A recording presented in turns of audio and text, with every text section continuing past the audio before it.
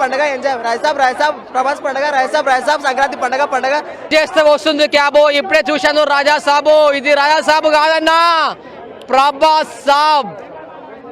ఏమి సినిమా, ఏమి స్టోరీ, అబ్బా నీట్గా ఎంత చక్కగా తీశారంటే అందరూ డిఫరెంట్ స్టోరీలు తీయడం కాదు, ఇందులో కాన్సెప్ట్ వేరే లెవెల్లో ఉంది.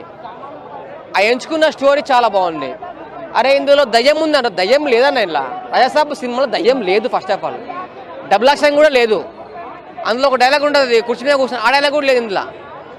సినిమా ఒక సైన్స్, ఒక హిప్నాటిజం అలా ఉంటుంది. మీరు అనుకున్న విధానం బట్టి ఉంటుంది. ఊహ అనేది ఎలా ఉంటుంది అనేది ఒక సినిమా ఒక గ్రాఫిక్స్లో ఒక దయ్యం టైపు ప్లాన్ చేసి, హారర్ టైప్ ప్లాన్ చేసి తీశాడు.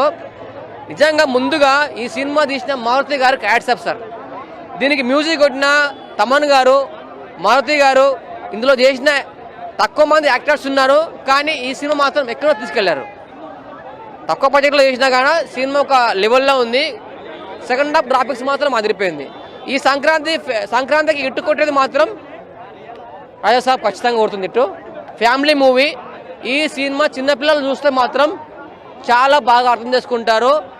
దయ్యాలు ఉన్నాయి అన్నోళ్ళకి మాత్రం ఈ సినిమా ఖచ్చితంగా చూడాలి. మీరు ఒక దయ్యం లెవెల్లో ఉంటుంది.